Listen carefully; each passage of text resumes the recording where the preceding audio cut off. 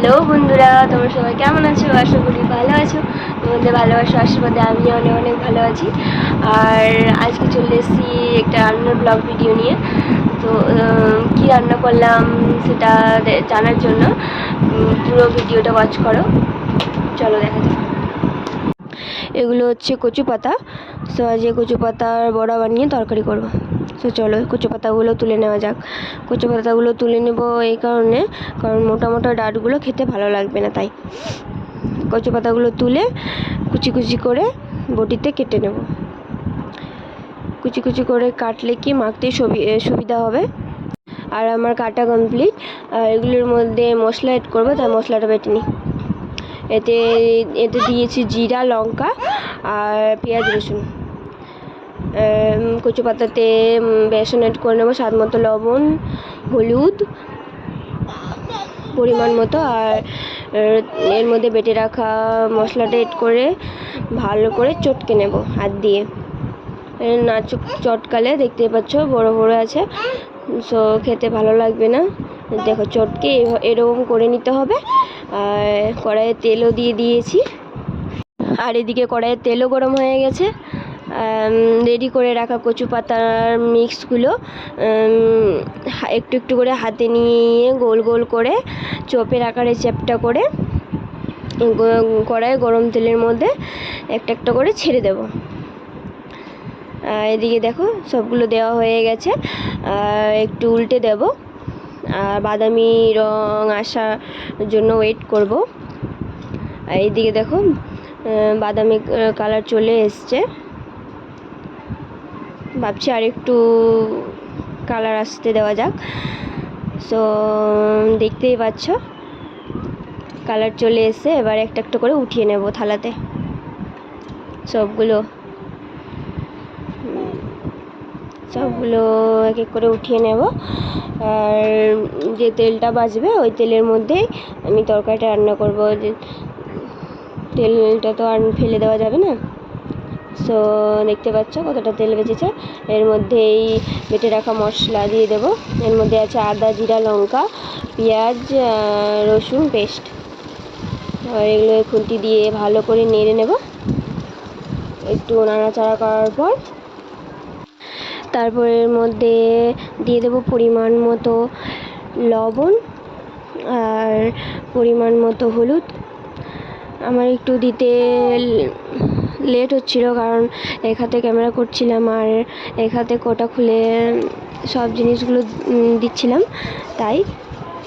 এবার দিয়ে দেবো টমেটো কুচি। যেহেতু আম ছিল না তাই টমেটো দিয়েই করলাম। আর মশলা বাটার সময় যে আমি জলটা ইউজ করেছিলাম সেটা আমি ফেলিনি। সো ওই জলটা দিয়ে আমি একটু কষিয়ে নেব। একটু নাড়াচাড়া করে কষিয়ে নেব। দেখতেই পাচ্ছ কষানোর পর কালারটা কি সুন্দর এসছে। আর আজকে আমার শাশুড়ি মা বাড়িতে ছিল না, তাই নিরামিষ রান্নার কোনো ঝামেলা ছিল না বলেই তোমাদের সঙ্গে রান্নাটা আমি শেয়ার করতে পেরেছি। ভালো লাগলে একটা লাইক করে দিও আর চ্যানেলটা সাবস্ক্রাইব করে দিও। আর এর মধ্যে আবার আমার ক্যামেরাম্যান আজকে ক্যামেরা ধরে দেয়নি, কারণ আমার বাবা বাড়িতেই ছিল। তো কি করা যাবে, আমি নিজেই ক্যামেরা ধরেছি আর নিজেই রান্না করেছি। এদিকে দেখতে পাচ্ছ কষা হয়ে গেছে। আবার পরিমাণ মতো জল দিয়ে দেব। তারপর একটু ওয়েট করব ঝোলটা ফোটা অবধি, কারণ কি ঝোলটা না ফুটলে বড়িগুলো দেওয়া যাবে না, ভালো লাগবে না খেতে। আর এদিকে ঝোলটা ফুটে গেছে। ভেজে রাখা বড়িগুলো এক এক করে সেই ঝোলের মধ্যে দিয়ে দেব। ভাবছিলাম বড়ির জন্য একটা ভাজা রাখবো, কিন্তু রাখবো না, সবগুলোই দিয়ে দেব।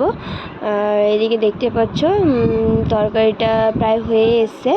একটু নাড়াচাড়া করে দিই আর একটু টানাবো, কারণ আমরা দুজনই, তাই একটু একটু করেই করবো। এদিকে তরকারিটা হয়ে গেছে।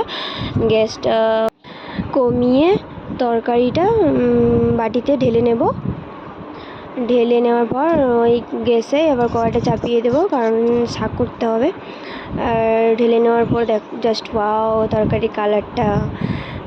ধুয়ে রাখা শাকগুলো ওই কড়াইয়ের মধ্যেই দিয়ে দেব। আর স্বাদ মতো লবণ দিয়ে দেব। লবণ দিয়ে একটু নাড়াচাড়া করে তারপর ঢেকে দেব। সেদ্ধ হওয়ার জন্য। যতক্ষণ সেদ্ধ হোক, চলো আমি পেঁয়াজ আর রসুন ছুলে নিই ছোক দেওয়ার জন্য শাকে।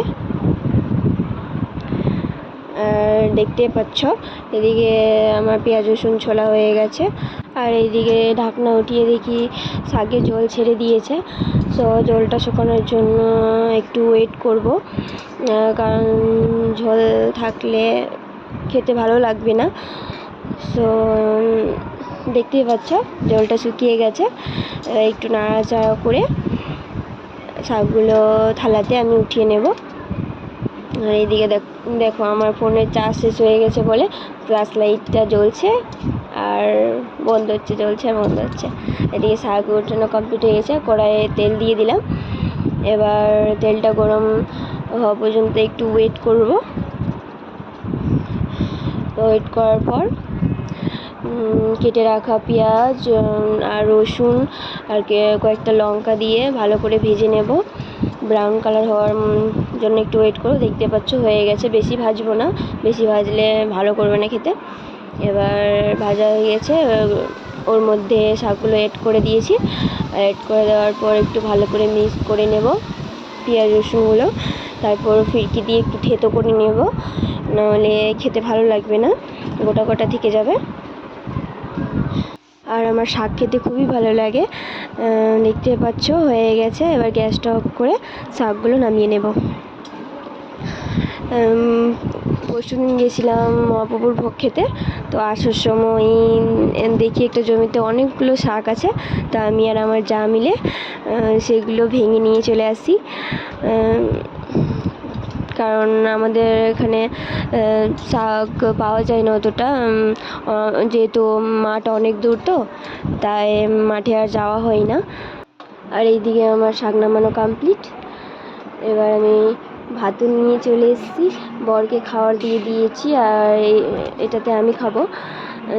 বরের খাওয়াটা তোমাদের সঙ্গে শেয়ার করতে পারছি না, কারণ মেজদা বাড়িতে ছিল বলে ওনারা ভিডিও করাটা পছন্দ করে না, তাই।